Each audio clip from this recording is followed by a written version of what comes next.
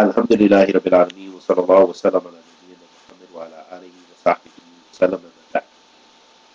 Tayammum, or preparing oneself for prayer by using clean earth instead of water, is something that is permissible in Islam and is legislated under certain conditions.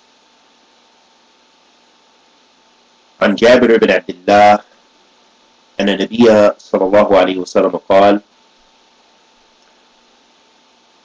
أعطيت خمسا لم يطعهن أحد قبلي، نصرت برعب مسيرة الشهر، وجعلت لي الأرض مسجدا وطهورا، فأيما رجل أدركته صلاة فليصلي. وذكر حديث. And in another hadith narration, وفي الحديث حذيفة رضي الله تعالى عنه عند المسلم: وجعلت تربتها لنا طهورا إذا لم نجد الماء. So the Prophet ﷺ said in the hadith of Jabir ibn Abdullah, he said, I was given 5 things that the prophets before me were not given. And amongst those things, he said, I was assisted with ruh, Masira Shahr, meaning that the Prophet ﷺ, that the enemies of the Prophet ﷺ, those people who fought him and tried to kill him and assassinate him and so forth, and fought against him in jihad fi sabilillah subhanahu wa ta'ala, or during jihad fi sabilillah, that they had fear for the distance of 1 month. If they were like 1 month journey away from the Prophet ﷺ, they had fear in their hearts. And another thing the Prophet ﷺ was given is that the earth was made to be a masjid and is pure. So that means, so any one of you who prays wherever they have to pray, as long as it is a clean place, it has to be clean, there are conditions, then he should pray when it's time for prayer. If you're not at the masjid, if you can't be at the masjid, and so forth, you're on a journey, we have the blessings and benefit of knowing that the earth is a masjid, that the earth is a place for sujood.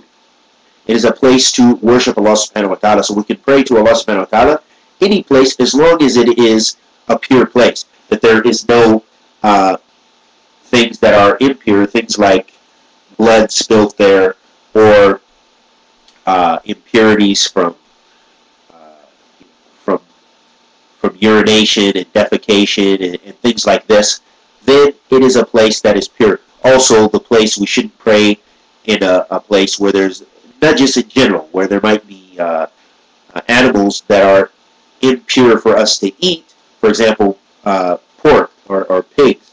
You cannot pray in a pig pen, or even those animals which are permissible to eat, like, for example, the place where they keep the camels. You should not pray in that place as well, as it's mentioned in a hadith of the Prophet ﷺ, that you should not. And it is permissible to pray in places where, for example, you could pray in the place where the sheep are, where sheep are being kept, even though they are urinating and defecating. Their urination and defecation, because they are edible, because they are halal, that they are, you could pray in that place, that it wouldn't be considered najasa. And in regards to this, some of the other narration of the Prophet ﷺ that was in the hadith of Hudayfa, radiallahu anhu, he said, and this is collected in Muslim, he said, and the earth was, and the dirt of the earth was made pure for us, if you do not find water. Meaning you can make tayammum, you can make ablution with dry earth and dirt, and sand in order to purify yourself if you do not find water. So that is the shahid. That is the main point there in this hadith. Let's see what some of the benefits that the scholars mention in relation to this hadith. And one of the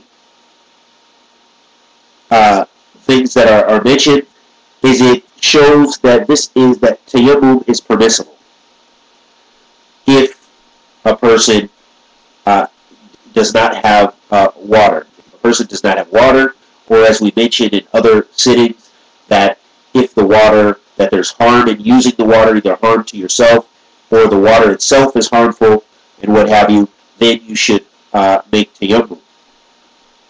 And that is something specific to this ummah, to the nation of Muhammad sallallahu alaihi wasallam. Also, we learn from this hadith that the Prophet sallallahu alaihi wasallam was assisted by Allah the Almighty, by Allah subhanahu wa ta'ala struck fear in the hearts of those people who fought the Prophet sallallahu alaihi wasallam. And also, another benefit we gain from this hadith is the fadl, or the preference of the Prophet ﷺ over the other prophets. Alayhi salatu wasalam. May Allah peace and blessing be upon all of them. But he was the last prophet and messenger, and certain things were specific to him, sallallahu alayhi wasallam, and he had, illustrates the preference the Prophet ﷺ had, because the whole earth was made as a place for prayer, and that his community could use the dry earth to cleanse himself if they are in absence of water.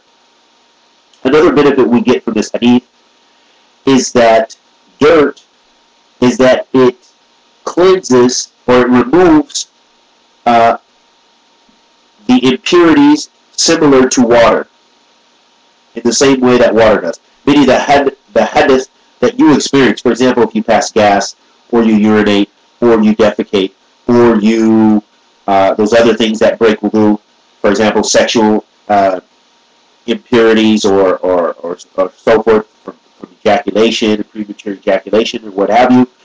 Those things which require you to make wudu, or require you to make ghusl, if you do not have water, that tayammum is equally performs the same in the same level of purity as water in that situation. If you do not have water, then using the dry earth, it also removes the impurities. And another benefit we gain from this hadith